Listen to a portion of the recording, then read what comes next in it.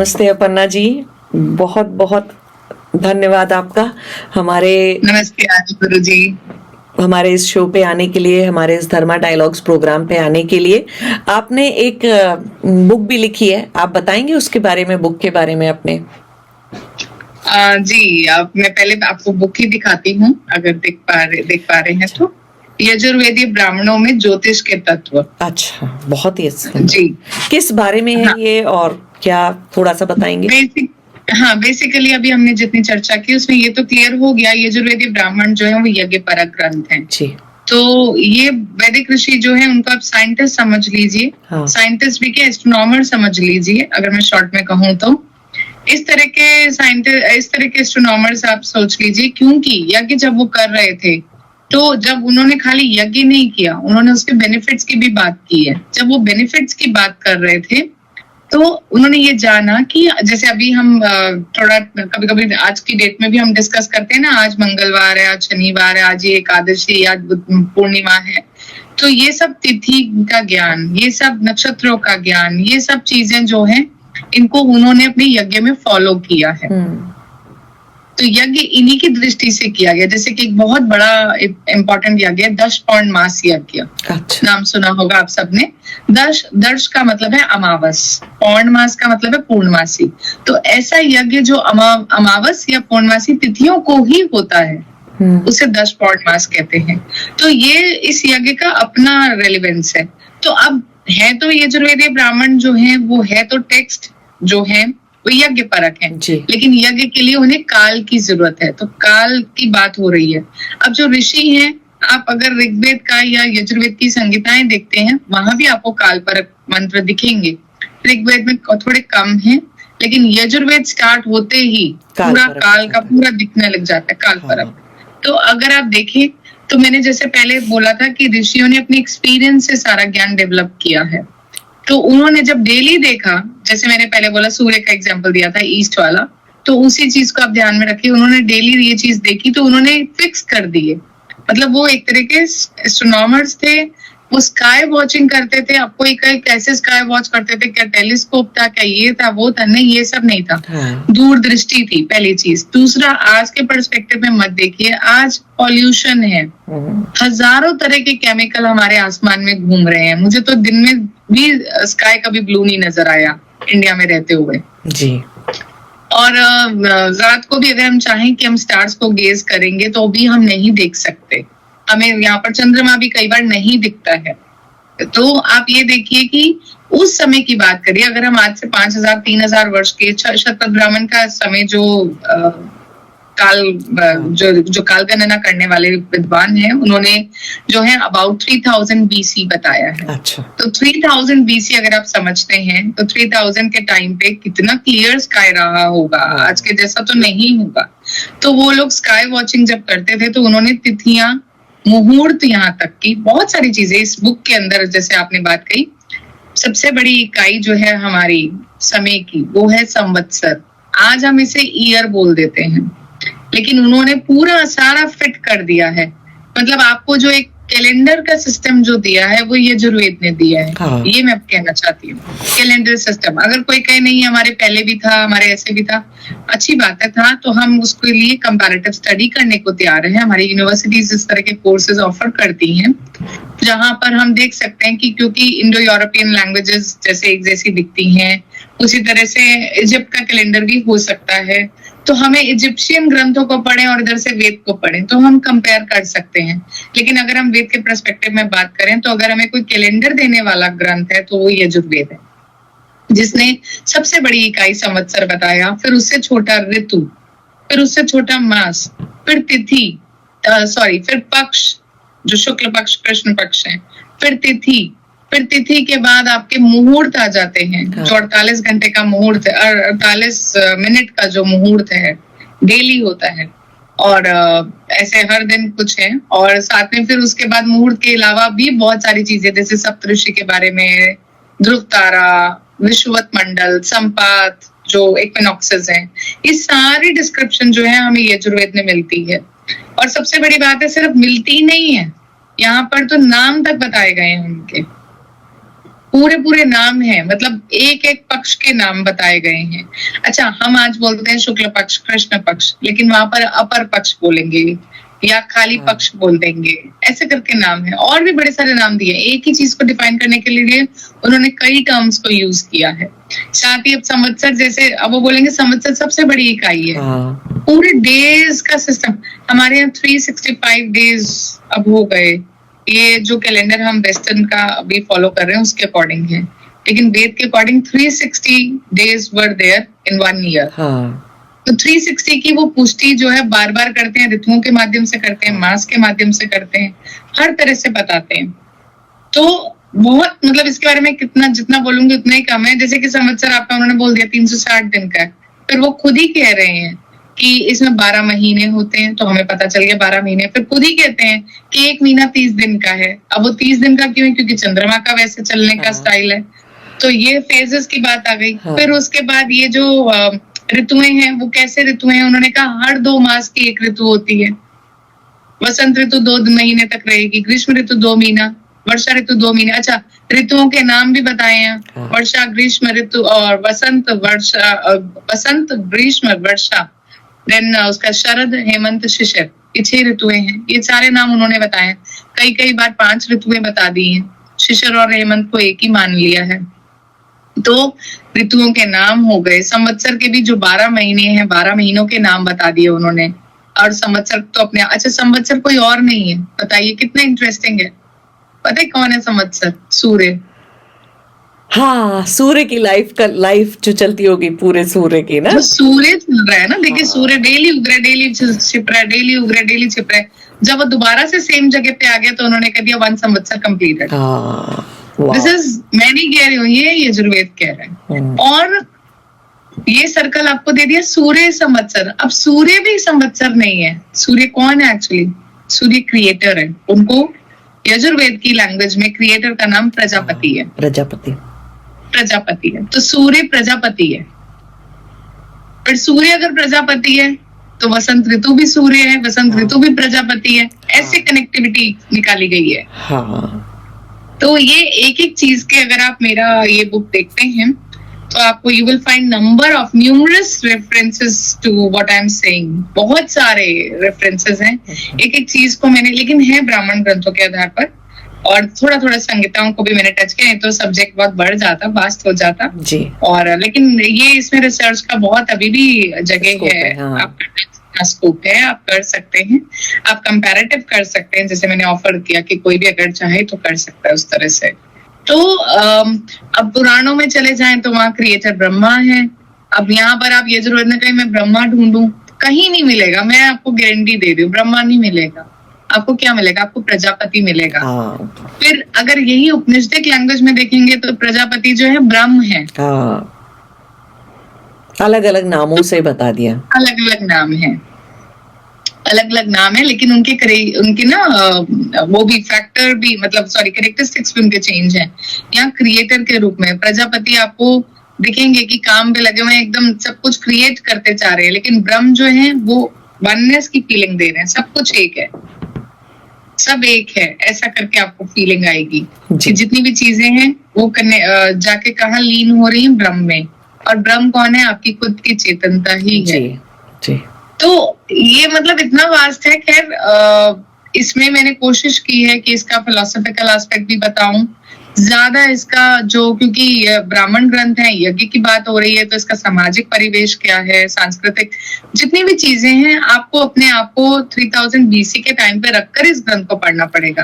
आप सोचेंगे इसमें कारें मिलेंगी, हेलीकॉप्टर मिलेंगे, वो सब नहीं है। क्योंकि पशु हैं, हम अगर वो यज्ञ कर रहे हैं तो पशु मांग रहे हैं। पशु को उनको चाहिए, उनको अच्छी खेती बाड़ी चाहिए, कृषि चाहिए, धन धान्य चाहिए, ये सब चीजें चाहिए। सोने के सिक्के चाहिए नहीं, उनको यज्ञ में रखने हैं। क्योंकि सोना क्या है? सूर्य का प्रतीक है। चांदी किस लिए चाहिए? क्योंकि वो चंद्रमा का प्रतीक है। तो इस तरह से यजुर्वेद के ऋषि जो है बहुत ही गहन चिंतन करते हैं।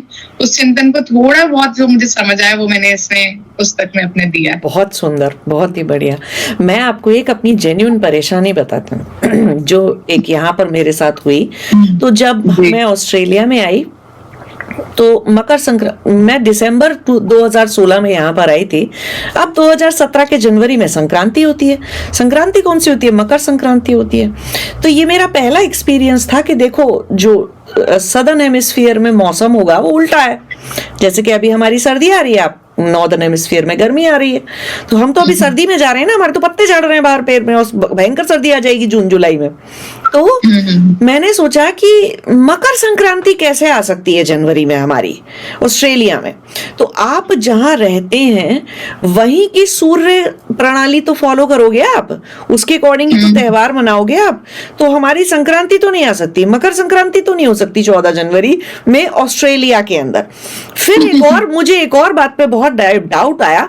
मैं कहा, इतनी यहाँ पर 40-45 डिग्री की गर्मी हो रही है, ये तिल के लड्डू खाते थे हम बचपन में मकर संक्रांति पे, यहाँ तो तिल के लड्डू नहीं खाने चाहिए भाई साहब, नोज ब्लीड हो जाएगी।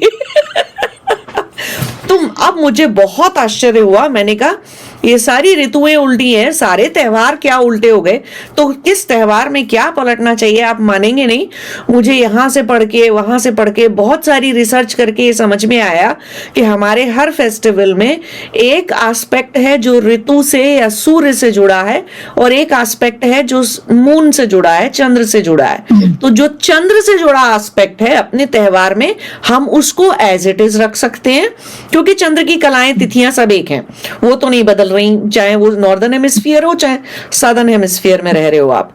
लेकिन जो कुछ भी सूर्य से जुड़ा एस्पेक्ट है वो, और ऋतु से जुड़ा जो एस्पेक्ट है वो आपको बदलना ही पड़ेगा।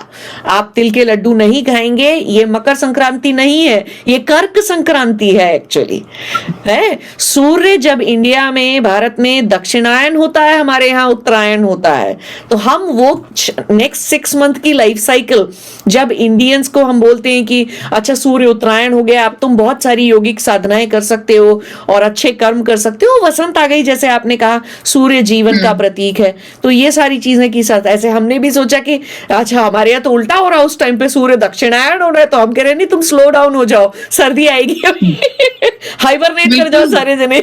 यहाँ पे सर्दी होती भी बहुत अजीब है, मतलब बहुत बहुत भयंकर सर्दी है। तो ये इस तरह से मुझे समझने में बहुत समय लगा। इतनी छोटी सी बात थी कि कुछ ऋतुएं, कुछ त्योहार के अंदर, या कोई भी चीज, हम लोहड़ी मना रहे हैं, संक्रांति मना रहे हैं, और मैंने देखा कि जो यहाँ पर लोग रहते हैं, मैंने एक एक मिलने वाले व्यक्ति से पूछा होगा जानने के लिए कि शायद इसे कुछ पता हो कि ये गलत कर रहा है, इसको लड्डू नहीं खाने हैं तिल के, या ये मकर संक्रांति है ही नहीं हमारी 14 जनवरी को ऑस्ट्रेलिया में। अब परेशानी क्या आती है, यहाँ एक भी ऐसा व्यक्ति नहीं है जो सदर्न के हेमिस्फीयर के हिसाब से कैलेंडर को छापे। कभी भी कोई पंचांग देखने बैठेगा तो वो इंडिया में छपा हुआ पंचांग होगा, जो कि वहां के सूर्योदय, वहां के सूर्यास्त, वहां की मून की गति के हिसाब से चल रहा है। ऑस्ट्रेलिया में कोई नहीं रहता सदर्न हेमिस्फीयर, ऑस्ट्रेलिया तो छोड़िए, मैंने जोहानसबर्ग, केप टाउन, इतने जगह के साउथ अमेरिकन कंट्रीज के लोगों से बात कर ली, अफ्रीकन कंट्री के लोगों से बात कर ली। साउथ इंडिया में मुझे कैलेंडर ना मिलके, सदर्न हेमिस्फीयर का कैलेंडर नहीं मिला मुझे। मैंने सोचा एक बार मैं एक 360 डिग्री का सर्कल बना के उसमें ऋतुएं लगा लगा के अपना कैलेंडर खुद बना लूंगी। मैं ये सोच रही हूँ, आपकी बातों से मेरे को ऐसा लग रहा है हम लोग कितने पीछे हैं। हम लोग सोचते हैं हम लोग मॉडर्न एज में हैं, हमारे पास और टेक्नोलॉजी। की मॉडर्न एज कैलेंडर नहीं है एक ठीक से हमारे पास, वो ग्रेगोरियन कैलेंडर से तो कोई क्या हिंदू के हम त्योहार मनाएंगे या नहीं। आप बिल्कुल ठीक, आपने बात सही कही है। ये आपने वही बात कही है जब आपने अभी कहा था ना कि वो फलाने गाय का घी ले आओ, या आप ये वाले पत्ते सामग्री ले आओ। देखिए, अगर हम ये वेद की बात करें तो जब वेद कहा जा रहा था, क्योंकि उसकी संहिताएं तो कहीं कहीं है, बाद में ग्रंथ लिखे गए हैं, तो जो बातें जब वो कह रहे थे या लिख रहे थे तो वो उस जमाने की बात से कह रहे थे। और जिधर में, अब जैसे मैं यहाँ हूँ तो मेरे घर के बाहर जो गाय है, मेरे को उसी का दूध, घी, दही मिलने वाला है, ठीक है। तो मैं उसी की बात तारीफें करूंगी ना अपने ग्रंथ में कि देखो नील गाय ले आना, फलानी गाय ले आना, ये आपको ऐसा देगी वैसा देगी।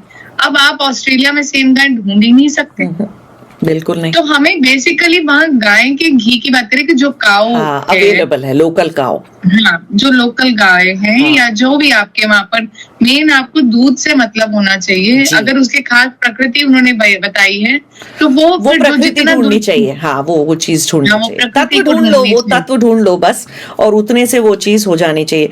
ये जैसे आपने जी, बोलिए बोलिए, आप बोलिए। जी, जैसे आपने सामग्री की अभी बात कही ना, हाँ। अभी रिसेंटली मैंने इसी हफ्ते ऐसा किया है। अभी हमारे घर में यहाँ पर, क्योंकि विंटर्स खत्म हुए हैं, बहुत सारे फूल थे और खास तौर पे मैरीगोल्ड बहुत था। हाँ। तो मैंने सारा सुखा लिया, सारा सुखा के मैंने उसके अंदर थोड़ा सा कपूर डाल दिया हाँ। और उसको ग्राइंड कर दिया और साथ में मैंने सरसों का तेल डाल दिया और छोटे छोटे उसका ऐसे shape C they Lee and उसको इतना सा जगाया। वो अरोमा बर्नर का तो उसने काम किया।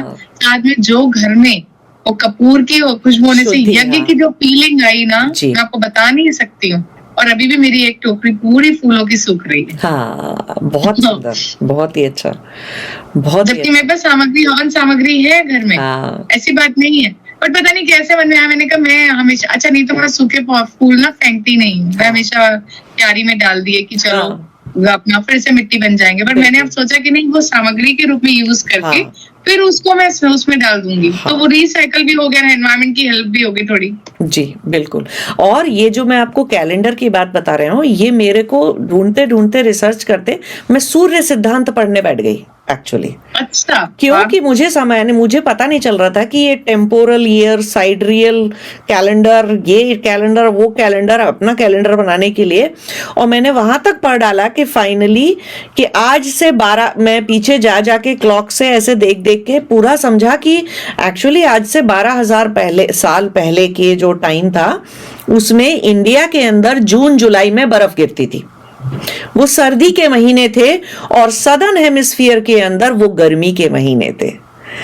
फिर और 7,000 साल पहले छोटी छोटी बीच में आइस एज आई थी ना, तो ऐसे करके मैंने वो साइंस को उठाया, सूर्य सिद्धांत उठाया, पूरे 5-10 टाइप के कैलेंडर उठा लिए, तब जाके मेरी समझ में आया कि ये पूरा माजरा क्या है। फिर मुझे पूरा समझ में आ गया कि वो अर्थ जो अपनी ऑब्लिक्विटी पे घूमती है, वो 26,000 साल 25,000 समथिंग साल होते हैं वो, तब जाके एक युग बदलता है।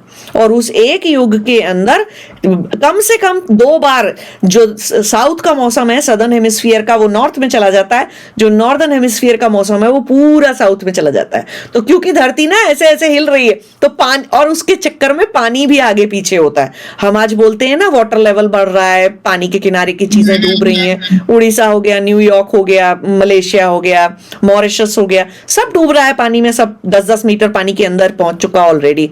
तो धरती ऐसे घूम रही है धीरे धीरे, तो पानी भी इधर उधर सरक रहा है सारा।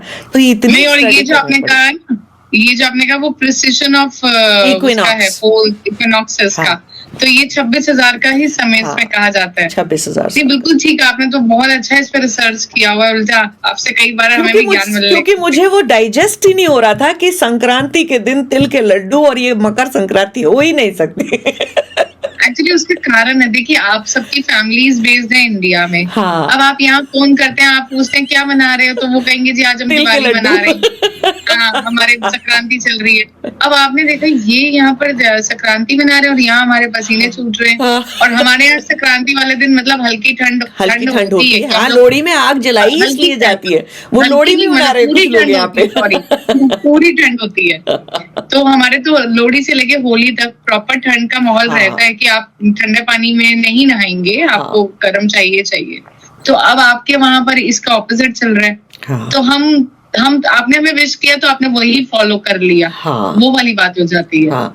बहुत सारे लोग यहाँ पे ना ज्ञान देने से भी नहीं मानते हैं कि भैया मत मनाओ, आज ये चीज नहीं है। बसंत पंचमी देख लीजिए, मैंने कहा जब बसंत ऋतु ही नहीं चल रही हमारी, तो वो बसंत की पंचमी हुई कैसे? हमारे यहाँ हो ही नहीं सकती। हमारे यहाँ तो ऑटम पंचमी होगी या कोई और शरद पंचमी या हेमंत पंचमी होगी, हमारी बसंत पंचमी कहाँ से आ गई? तो ये बड़ी लोगों को ज्ञान देना भी बहुत मुश्किल काम है। लेकिन ये मुश्किल इसलिए भी है, देखिए जैसे अगर आपकी आप ब्रॉट अप अगर वहां पर है इंडिया में, तो आप बचपन से 14 जनवरी को मनाते आए संक्रांति। नहीं, लेकिन क्वेश्चन तो संक्रांति। करो कभी ठीक है। कि मौसम ही नहीं, उल्टा है, लेकिन बसंत ही नहीं है। आपके बच्चे कर सकते हैं क्वेश्चन, क्योंकि उन्होंने अगर बाहर का देखा और उधर नहीं देखा है, तो उनके लिए तो 14 जनवरी इज द नॉर्मल डे, तो वो चलो चल सकते हैं। लेकिन आपके माइंडसेट में है ना कि 14 को तो मैं संक्रांति मनाता हूँ, मैं कैसे आज अपने आप को बदल लूं? हाँ। तो वो क्वेश्चन वाली बात कोई आप जैसे साधक होंगे जो सोच पाए। नहीं, आपकी बुक बहुत इंपॉर्टेंट है, मैं जरूर पढ़ूंगी आपकी ये बुक, देखने के लिए कि मतलब और कैसे कैसे काल गणना की और सब चीजें की। हाँ, वो युग समझ में, युग से सब कुछ समझ लिया मैंने, अर्थ की ऑब्लिक्विटी से और कैलेंडर सिस्टम और ये सारी चीजें।